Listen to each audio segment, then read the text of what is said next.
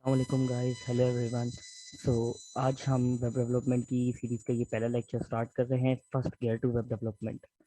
तो इस लेक्चर में हम क्या क्या चीज़ें देखने वाले हैं। इस वीडियो के अंदर मैं आपको बताऊंगा what, why and how web development, यानी वेब डेवलपमेंट क्या है, आप क्यों चूज़ करेंगे वेब डेवलपमेंट और कैसे इसको सीख सकते हैं। उसके अलावा मैं आपसे शेयर करूंगा स्ट्रक्चर और वर्कफ्लो वेब डेवलपमेंट का। फिर उसके बाद मैं चाहूँगा कि आप इसे सीखें। तो सबसे पहले स्टार्ट करते हैं सिंपल से, बहुत सिंपल हम इस लेक्चर को रखेंगे।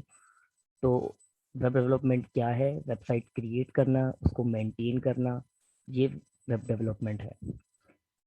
जैसे कि हमारे पास कुछ एग्जांपल्स नीचे लिखी हुई हैं, माइक्रोसॉफ्ट की वेबसाइट है, facebook.com है, apple.com है। तो ये हमारे पास सिंपल वेबसाइट्स हैं जो बड़ी कंपनीज की हैं।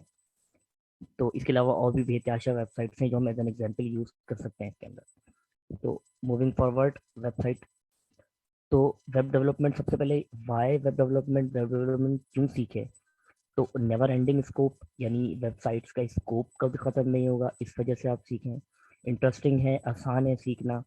ये एक आर्ट भी है एंड साइंस भी है, बिकॉज इसके अंदर आप अपनी क्रिएटिविटी भी शो कर सकते हैं। यानी आर्ट और साइंस इसलिए क्योंकि कुछ प्रोसीजर्स हैं, कुछ फॉलो थ्रू है जो आपको फॉलो करने हैं। और जो सबसे important cheese, shortage of web developers, यानी वेबसाइट्स ज़्यादा बनने लगी हैं लेकिन बनाने वाले लोग, डेवलप करने वाले वेब डेवलपर्स की थोड़ी कमी है, जिसकी वजह से अच्छे शॉर्टेज ऑफ वेब डेवलपर्स है। और हाइयर पे स्केल, यानी पे के अंदर ज़्यादा है, क्योंकि ये एक बहुत लॉजिकल काम है जो कम लोग सीखते हैं और ज़्यादातर नहीं सीख पाते। तो इसके अलावा मूविंग फॉरवर्ड, वेब डेवलपमेंट का स्ट्रक्चर क्या होता है? तो वेब डेवलपमेंट का structure front end, back and और डेटाबेस, तीन चीज़ों पे मबनी है। हमारे पास फ्रंट एंड में HTML CSS एंड जावास्क्रिप्ट होती है। जितनी भी एक वेब पेज के फ्रंट पे नज़र आती है वो HTML CSS जावास्क्रिप्ट होती है। उसके बाद बैकएंड पे मूव करते हैं तो PHP, ASP.NET और भी बहुत सारी लैंग्वेजेस एंड फ्रेमवर्क्स हमारे पास मौजूद हैं जो बैकएंड को हैंडल करते हैं। फिर आते हैं डेटाबेस। डेटाबेस MySQL है, MS SQL है, MongoDB है, पोस्टग्री है, काफ़ी सारी डेटाबेस भी हमारे पास अवेलेबल है। डिपेंड करता है कि हम किस तरह की वेबसाइट बना रहे हैं, तो ये तीनों चीज़ें हम उस हिसाब से सेट करते हैं। तो आगे बढ़ते हैं। अब मैं आपको बताऊंगा ये सारी चीज़ें इंडिविजुअली क्या रोल अदा करती हैं।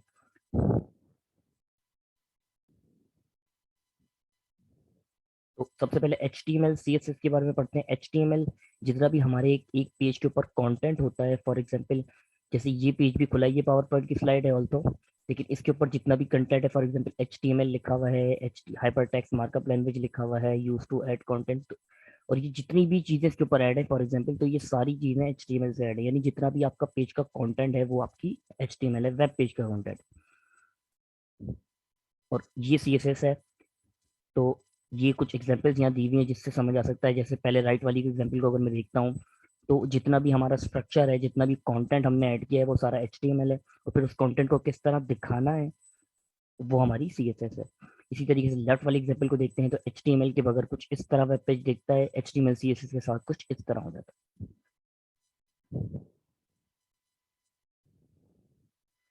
फिर आते हैं हम जावास्क्रिप्ट की तरफ। तो जावास्क्रिप्ट आजकल सबसे ज़्यादा पॉपुलर लैंग्वेजेस में से है, क्योंकि इसके फ्रेमवर्क्स और इसकी लाइब्रेरीज बेतहाशा बढ़ती जा रही हैं और इसका स्कोप दिन ब दिन बढ़ता जा रहा है।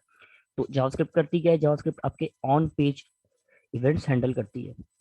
यानी एक वेब पेज के ऊपर अब आप जितने भी इवेंट्स परफॉर्म करेंगे वेब पेज पे रहते हुए, वो सारे आपके जावास्क्रिप्ट हैंडल करता है। तो इसकी एक सिंपल सी एग्जांपल देखते हैं। ये मेरी अपनी वेबसाइट है, तो इसके ऊपर मैं तीनों चीज़ें समझाता हूँ आपको। जितना भी यहाँ कंटेंट ऐड है ना, फॉर एग्जांपल होम लिखा हुआ है, अबाउट लिखा हुआ है, सर्विसेज लिखा हुआ है, तो ये सारी HTML है। अब मैं जब किसी अ, पे जब हवर कर रहा हूँ किसी के कंपोनेंट के ऊपर जा रहा हूँ, माउस को सिर्फ क्लिक को लेके जा रहा हूँ, तो इसके नीचे एक बार सी आ रही है, ये CSS है। यानी खूबसूरती उसमें लेके आना, उसको थोड़ा सा डिफरेंट करना कि वो सिर्फ कंटेंट ना लगे, थोड़ा सा अट्रैक्टिव भी हो। तो इसी तरीके से ये आप नीचे एनिमेशन देख रहे हैं, ये भी चल रही है। और इसके अलावा अब मैं आपको दिखा सकता हूँ जावास्क्रिप्ट कहाँ पे अफेक्ट करती है। तो फॉर एग्जांपल मैं अगर किसी पे क्लिक करता हूँ तो ये मुझे स्क्रॉल करके उस सेक्शन पे लेके जा रहा है। तो ये एक इवेंट परफॉर्म हुआ, लेकिन उसी पेज पे हुआ, मैं किसी और पेज पे नहीं गया, तो ये जावास्क्रिप्ट। अब मैं सर्विसेज को क्लिक करता हूँ, यहाँ पे आता हूँ, तो ये एक अलग इवेंट हेड हुआ, ये भी जावास्क्रिप्ट से हैंडल हो रहा है। पोर्टफोलियो पे क्लिक करता हूँ तो ये एक अलग सेक्शन लोड हुआ, ये भी जावास्क्रिप्ट से आ रहा है। फिर मैं अगर किसी इंडिविजुअल आइटम पे क्लिक करता हूँ तो ये भी जावास्क्रिप्ट से हैंडल हो रहा है। तो ये तीनों चीज़ें यहाँ पे अफेक्ट करती हैं। तो अब आगे बढ़ते हैं इन चीज़ों HTML CSS इन जावास्क्रिप्ट से। तो ये सारी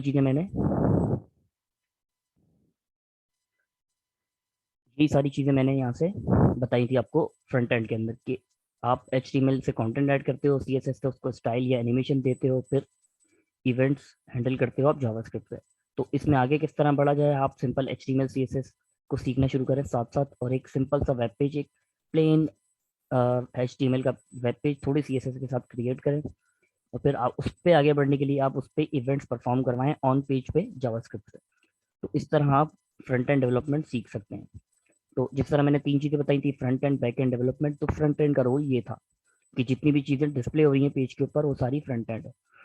अब आगे बढ़ते हैं बैकएंड की तरफ। तो बैकएंड का काम ये होता है कि बैकएंड यूजर को नजर नहीं आता क्योंकि वो बैकएंड है। तो बैकएंड का जो फंक्शन है वो बहुत फ्रंट एंड से ज्यादा बड़ा है, क्योंकि फ्रंट एंड से हमें जितना भी डेटा या रिस्पॉन्स मिल रहा है वो सारा बैकएंड को मिल रहा है। और फिर बैकएंड क्या करता है, उसको डेटाबेस में स्टोर करता है।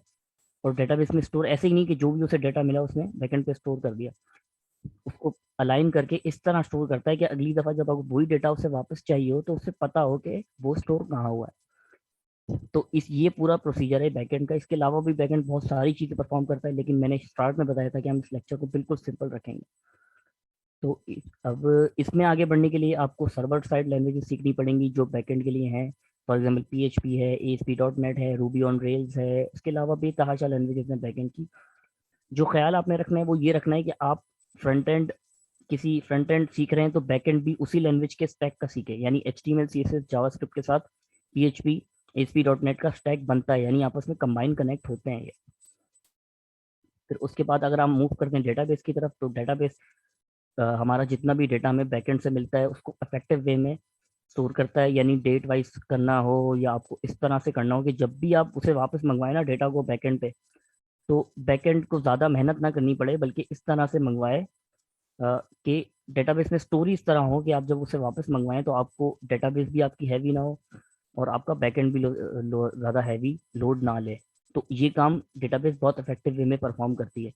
और दूसरा सिक्योरिटी भी, सिक्योर भी आपके डेटा को ये करती है। तो कुछ डेटाबेस की एग्जांपल्स नीचे लिखी हुई है। माई सीक्वल एक डेटाबेस है, ओपन सोर्स है। MS SQL माइक्रोसॉफ्ट की डेटाबेस है। MongoDB एक नो सीक्वल डेटाबेस है। तो ये डेटाबेस की कुछ चीज़ें हैं जो आप सीख सकते हैं। तो मेरी सजेशन ये है कि अगर आप HTML CSS के साथ PHP सीख रहे हैं तो आप माई सीक्वल सीखें। अगर आप HTML CSS के साथ ASP.NET सीख रहे हैं तो आप MS SQL सीखें। और अगर आप रूबी सीख रहे हैं बैकएंड पे तो आप MongoDB सीखें। तो ये कुछ सजेशन थी मेरी। इसके अलावा थैंक यू वेरी मच। बाकी कोई क्वेश्चन हो तो आप कमेंट में पोस्ट कर सकते हैं, मुझसे पूछ सकते हैं। मेरी वेबसाइट है आपके पास, तो इससे भी मुझसे कनेक्ट कर सकते हैं। मेरी ईमेल भी यहाँ स्लाइड पे नीचे मेंशन है, harisisani@gmail.com, तो इससे भी आप कनेक्ट कर सकते हैं। Thank you.